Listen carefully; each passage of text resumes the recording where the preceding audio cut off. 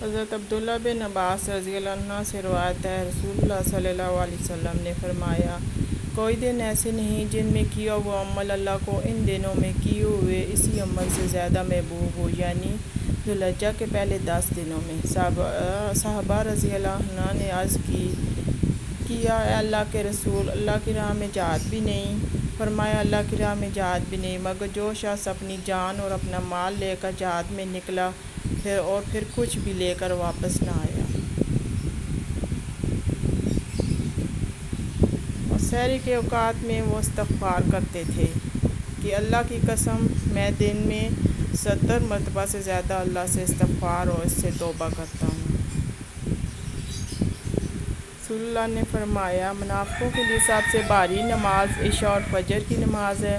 اگر ان لوگوں کو پتہ چل جائے جو ان میں خیر و برکت ہے تو چاہے انہیں گھٹنوں کے بل چل کر آنا پڑے، ضرور آئیں۔ رسول اللہ نے فرمایا، جس شخص کی عصر کی نماز رہ گئی تو گویا اس کے اہل و عیال اور اس کا مال تباہ و برباد ہو گئے۔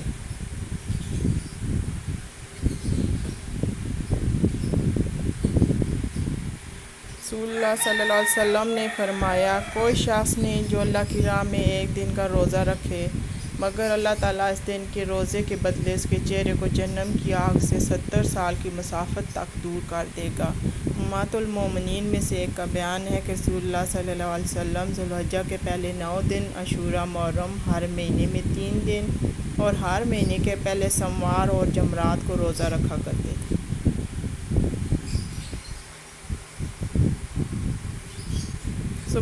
سبحان اللہ و بحمدہ۔ رسول اللہ صلی اللہ علیہ وسلم نے فرمایا، جو شخص ایک دن میں 100 مرتبہ کہے اس کے گناہ سمندر کی چاہ کے برابر بھی ہوں تو معاف ہو جاتے ہیں۔ سبحان اللہ والحمد للہ ولا الہ الا اللہ واللہ اکبر۔ نبی صلی اللہ علیہ وسلم نے فرمایا، 4 کلمات اللہ تعالیٰ کے ہاں سب سے زیادہ محبوب ہیں۔ سبحان اللہ العظیم و بحمدہ۔ نبی صلی اللہ علیہ وسلم نے فرمایا، جو شخص ایک دفعہ کہتا ہے اس کے لیے جنت میں کھجور کا ایک درخت لگا دیا جاتا ہے۔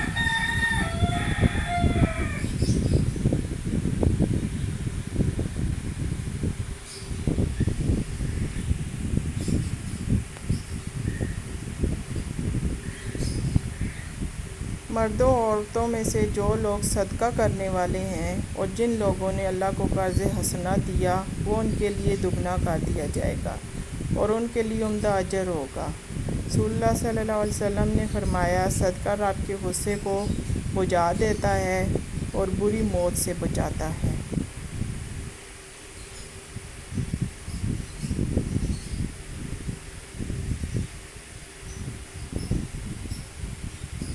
درجات۔ نبی صلی اللہ علیہ وسلم نے فرمایا، درجات بلند کرنے والی چیزیں: 1. سلام کو پھیلانا، عام کرنا ہے۔ محتاج و مسکین کو کھانا کھلانا ہے۔ رات کو تہجد پڑھنا ہے کہ جب لوگ سو رہے ہوں۔ کوشش کریں ان دنوں میں مسکین و محتاجوں کو کھانا ضرور کھلائیں اور تہجد کی نماز بھی پڑھنے کی کوشش کریں۔